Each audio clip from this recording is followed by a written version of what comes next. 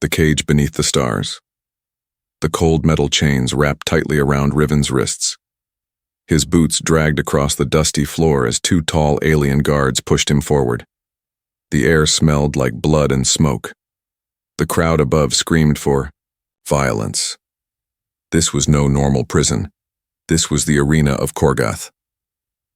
Above the pit, hundreds of aliens cheered and banged their metal cups.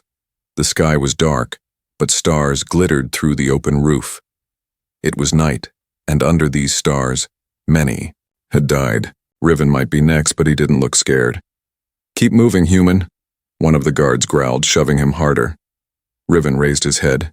His face was bruised, one eye swollen, but he stared forward, calm, focused. The metal gates ahead opened, with a loud creak. A voice echoed through the arena, powerful and proud. "Today," it roared, "we show the galaxy what happens when a weak, useless human thinks he can stand against the mighty Zelthar." Cheers exploded in the crowd.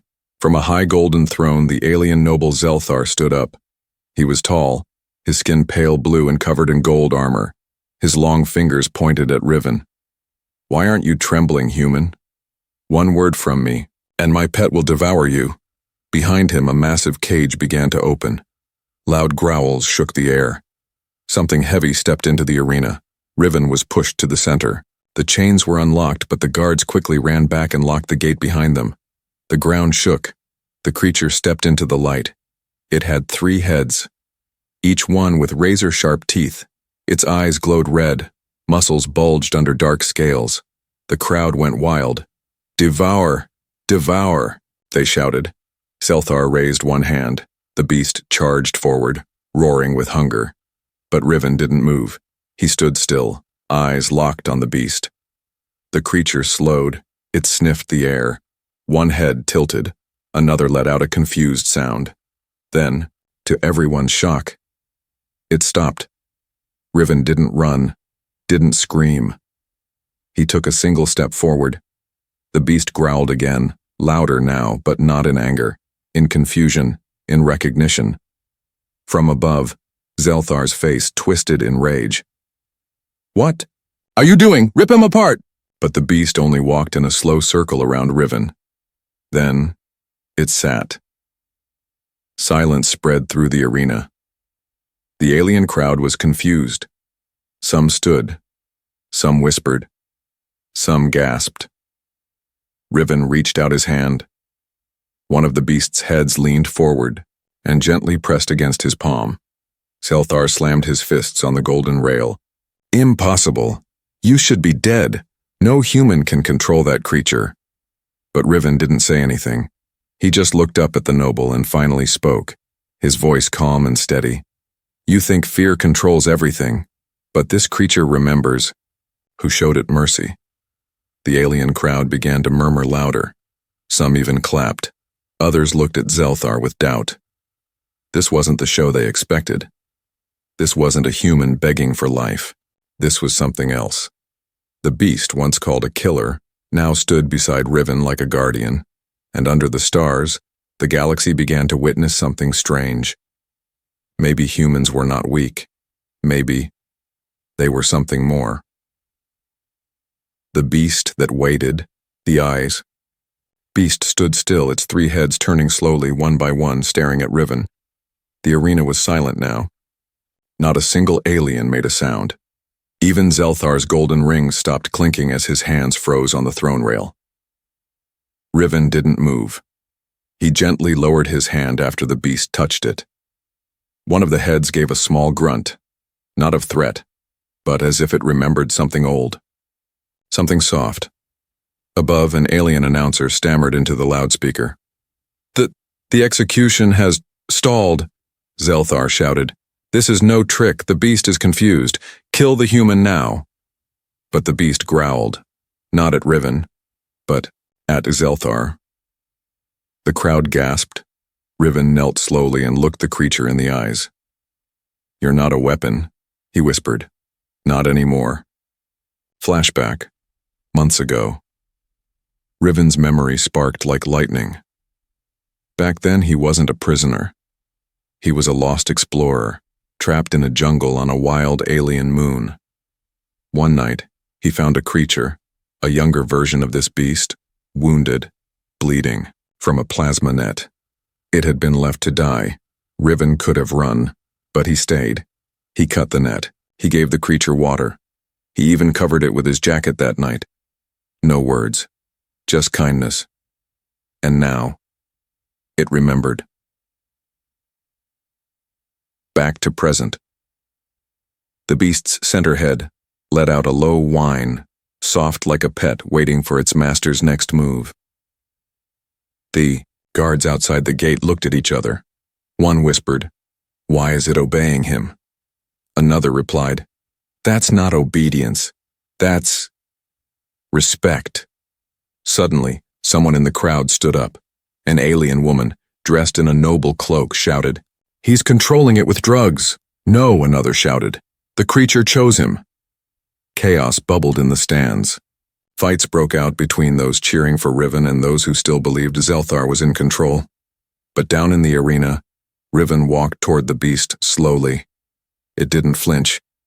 He touched the rough scales behind its ear. The creature purred. From the golden balcony, Zelthar stared down with cold fury. His daughter stood quietly behind him, eyes wide. She had never seen her father so helpless. "Father," she said, "he isn't like the others." Zelthar turned sharply. "He's a trickster." "No," she whispered. "He's something else. Something real." Back below, Riven raised his voice, not shouting, just clear and steady. "You made this creature a killer. You used pain and fear. But I showed it something different. It remembered me, not because I forced it, but because I didn't." One of the guards near Zelthar stepped back in fear. Another dropped his weapon. Zelthar bellowed, "I will not be defeated by a human." He smashed a red button on his throne. A loud alarm blared. The arena gates creaked again, this time from the other side. Another creature was coming, larger, taller, tusked. Riven turned. The ground began to shake. This was no memory. This one didn't know him. The crowd gasped. Two monsters now in the same arena. One calm, one angry. The beast beside Riven stepped forward, placing itself between him and the new threat. Riven looked up. His eyes narrowed. The crowd leaned forward. Was this human about to command two monsters? No one could guess what would happen next. But one thing was clear to all. Riven didn't need fear to survive. He had something far stronger. The alien crowd's confusion. The two beasts faced each other under the stars. One, Riven's old friend, stood calm and still, protective. The other, snarling, foaming, wild, slammed its claws into the stone floor, roaring for blood. The alien crowd, once loud and bloodthirsty, was now caught between fear and curiosity. What were they seeing? This was not how any fight had ever gone. The arena's lights flickered. Dust rose from the ground as the second beast lunged, but the first, Riven's beast, blocked it with a sudden, powerful leap. They clashed. The crowd gasped. But they weren't fighting to kill. Riven watched as the beasts growled, pushed, and circled, like brothers wrestling, not enemies tearing each other apart. He stepped back, giving them space. And then, the unthinkable happened. The second beast paused, sniffed Riven's scent from the other. Then, it slowly lowered its head. The crowd murmured. Some stood in confusion. A few began recording. Others just stared, speechless. From her seat above, Zelthar's daughter gripped the railing. "He's not just surviving," she whispered. "He's leading them." Her father stood frozen. The noble who ruled with cruelty couldn't understand what he was seeing. In the crowd below, an old alien scholar turned to his young assistant and said, "This changes everything. That human didn't break the beast. He connected with it. That kind of strength is rare." The announcer's voice stuttered through the loudspeaker. "The second beast has not attacked the human. Both creatures are now protecting him. And then something even stranger happened. The beasts, side by side, walked toward Riven and sat, one on each side, like guardians. The audience erupted, not in rage but in awe. "Is this real?" someone shouted. "Is he their alpha?" Another gasped. Even the guards on the balconies were no longer sure who to obey. They looked to Zelthar, but the noble just stood there, his fists trembling. He had lost control. Riven looked up at the stands. He didn't smile. He didn't raise his arms in victory. He just spoke, calmly and clearly. "I didn't force them. I didn't tame them. I treated them like living beings, and they remembered." A child in the audience, an alien boy with big silver eyes, stood on his seat and shouted, "He's a hero!" Cheers began to grow, not loud, not wild, but real, honest, and then came the whispers, soft but dangerous to Zelthar. "Is the human stronger than our nobles? What if humans are not weak at all? Maybe everything we've been told is wrong." Back in his cell, Riven was taken quietly. No violence, no chains, just respect. Even the guard who shut the door gave him a short nod. Alone, Riven sat, on the floor. He leaned his head against the wall and let out a long breath. But he wasn't truly alone, because outside his cell, one of the beasts, his old friend, laid down and stayed, all night, waiting, watching, loyal, the noble's humiliation. The next morning, the arena was quiet, too quiet. Usually by sunrise, aliens filled the stands, eager to see blood. But today, many seats were empty. And those who came were whispering, not shouting, not cheering, just watching. Something had changed. Down below, Riven was once again led into the arena. No chains this time, no guards pushing him. He walked freely. His posture was straight, his eyes calm. Beside him, the first beast followed, quiet and close like a shadow. The second beast walked behind them, slower but peaceful. Zelthar stood from his throne. His voice thundered through the speaker system. "You all saw what happened yesterday," he shouted. "A trick, a lie, a human's dirty manipulation." His words echoed, but no one cheered. No one clapped. Even the announcer kept silent. Zelthar's eyes narrowed. He raised his arm high. "You want loyalty, human? Then face this." He pressed another button. The gates opened again, but this time, it wasn't just a monster. It was a machine. A towering, rusted warbot controlled by Zelthar's elite guard. Its arms were blades, its chest lit with red energy, and its eyes were dead and cold. The crowd gasped. Riven stood still. The beasts growled low. Zelthar smiled for the first time in days. "Let's see if your feelings can stop a machine. The T." Warbot stomped forward, each step cracking the stone. The beasts moved to defend, but Riven gently raised his hand. "No," he said softly. "This time I'll handle it." The crowd murmured. Was he mad? Just a human against steel? But Riven didn't run. He waited, and then he moved. Fast, faster than they expected. He ducked under the first blade, rolled across the sand, grabbed a broken staff from the ground, and threw it into the warbot's knee joint. The machine staggered. He climbed up its leg before it recovered, slammed his boot into a side hatch, and ripped the cover off. Sparks flew. Inside, he saw the control core, a pulsing red heart. He drove his fist into the wires. The machine froze. The crowd stood. The red lights blinked, then went black. The machine fell, hard and lifeless. Riven jumped down, landing in the sand. Dust rose around him. He didn't smile. He just turned to the stands and nodded once. Silence, and then cheering. Real, honest, thunderous cheering. Not for Zelthar, but for him. Down in the noble box, Zelthar's face went pale. His hands trembled. "Stop cheering for him," he roared. "He's just a human." But no one listened. Even his own guards stood quiet. Then his daughter stepped forward. She looked him in the eye. "You tried to humiliate him, but all you did was humiliate yourself, Zelthar growled. You will not speak to me that way. She didn't back down. Then maybe you should listen, because the people already are. Back below, Riven picked up a shard of the warbot's armor. He looked at the sharp metal, then tossed it aside. I don't need a weapon, he said to the beast. I never did. Both creatures lowered their heads in respect. The announcer finally found his voice. For the first time in arena history, the human has defeated the death machine with nothing but courage in his own hands. The crowd chanted his name, Riven, Riven, Riven, and in that moment, Zelthar realized his empire of fear was starting to crack.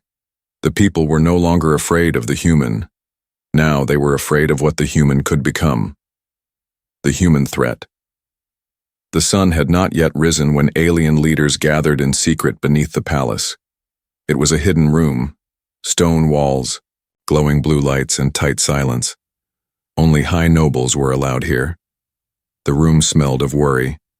Zelthar slammed his fist on the table. He's just a man, a human with nothing. Why are we even talking about him? One noble leaned forward. Because your beasts protect him. Another added, because your daughter supports him. And because, a third whispered, your people cheer his name more than yours. Zelthar's hands shook. His voice dropped low. So what do you want me to do? Bow to a human? But deep down, he felt it. He was losing control. Outside, Riven was still locked in the arena compound. But the door guards no longer barked at him. They offered him food, water, respect. The two beasts never left his side. Riven stood at the edge of a small pond inside the courtyard. He stared at the stars reflected in the water. Beside him sat the alien princess, Zelthar's daughter. She looked at him with quiet awe.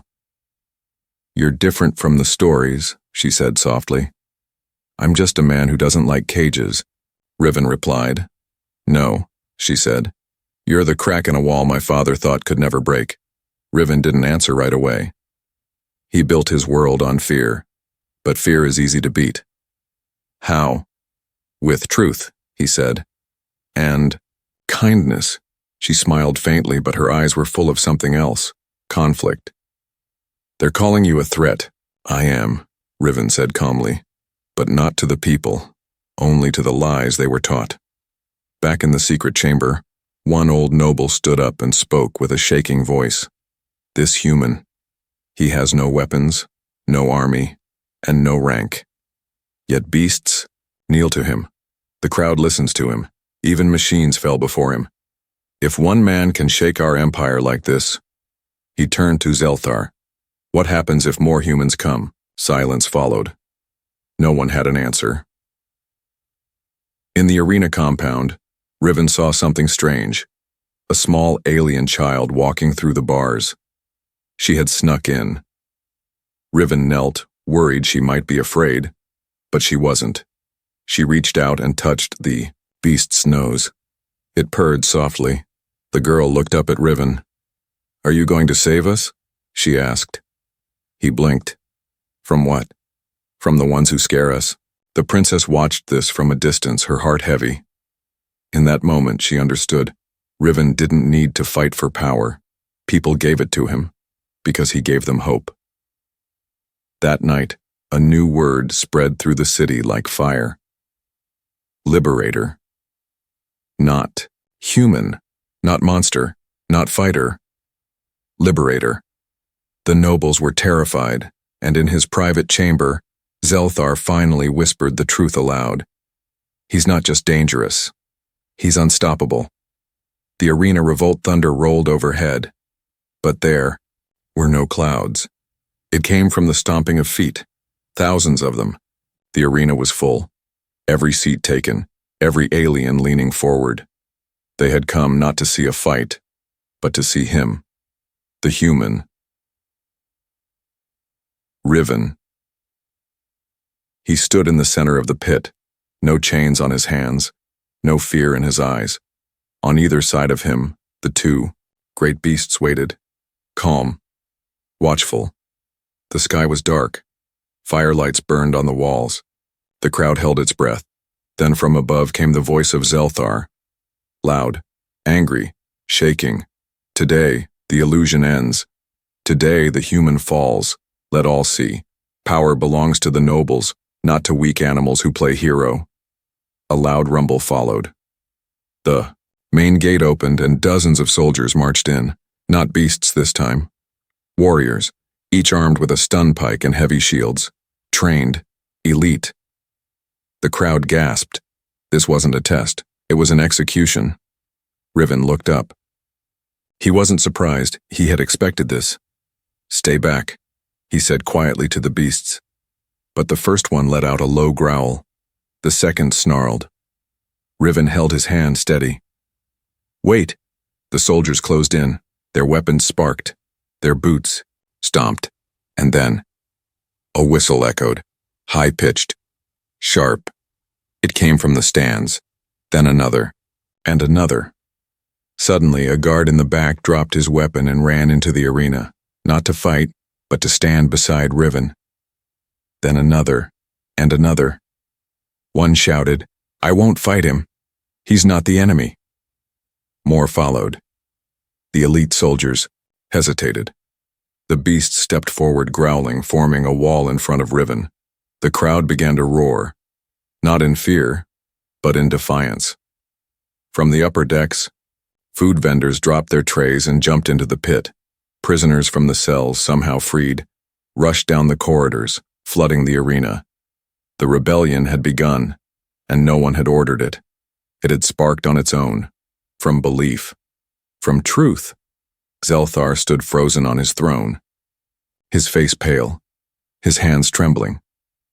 "No," he whispered. "This can't be happening." But it was. His empire was falling and no army could stop it. The princess appeared beside him, dressed in armor, not royal robes. "You made this arena a place of pain," she said, "and he turned it into a place of change." Below, the elite guards backed away. The beasts didn't attack them. They didn't need to. The people had risen, and Riven, he walked slowly toward the center. He picked up a flag that had fallen in the dirt. Zelthar's golden sigil. He held it, then dropped it into the fire. The crowd erupted. For the first time in history, the arena cheered not for blood, but for freedom. In that moment, the galaxy began to understand. One man, one human, could start a fire no empire could put out. The Beastmaster of Earth, more unique. The fire in the arena had burned all night. But it wasn't the fire of war. It was the fire of change. Smoke curled up toward the stars, and with it, the scent of a broken empire. Ashes floated through the air like snow. The once great arena, built on screams and fear, now stood silent. In the center of the arena, Riven knelt, not in pain, but in peace. One hand rested on the head of the great three-headed beast. The other held the hand of a child, one of the prisoners who had once cried behind cold bars. Around him stood warriors, civilians, guards, even nobles, all free now, and all watching him. Zelthar, stripped of his armor and throne, sat in chains beside the very beasts he once commanded. He didn't speak. He didn't fight. The war was over, and he had lost. Riven stood slowly. He looked around at the thousands of eyes watching him. He had no crown, no weapon, no title. But he had earned something stronger. Respect. The alien princess stepped forward. She bowed, not out of fear but out of honor. "You changed everything without lifting a sword," she said. Riven shook his head. "I didn't change everything. We did." He turned to the people. "Your chains were never around your wrists. They were around your minds, but now, you see the truth." The crowd stood still, breathless. "The beasts obeyed me not because I was stronger," Riven continued, "but because I showed them mercy, dignity, trust." He looked down at the massive creature beside him. "They remembered that, and so will you." A long silence followed. Then, a sound, slow, heavy. A single alien, an old soldier, stepped forward and knelt, then another, then dozens more, until the arena floor was covered with kneeling figures from every corner of the city. They didn't kneel to a conqueror. They knelt to a guide, a man who reminded them what it meant to be alive. From above, drones hovered silently, recording everything. Across the galaxy, the footage spread, and with it, a name, the Beastmaster of Earth. It became more than a name. It became a symbol that even in a galaxy filled with war, monsters, and machines, humanity still held something rare: the ability to lead without fear, to win without hate, to heal without cruelty. Later, ships arrived from other worlds. Some came to challenge him, but when they saw what he had built, they stayed. Because for the first time in centuries, this corner of the galaxy was not ruled by power, but by compassion. Riven never asked for control. He never wanted a throne. But people followed him anyway. Beasts protected him. Children looked up to him. And history would remember him not as a soldier, but as the man who knelt beside monsters and taught them to stand like kings.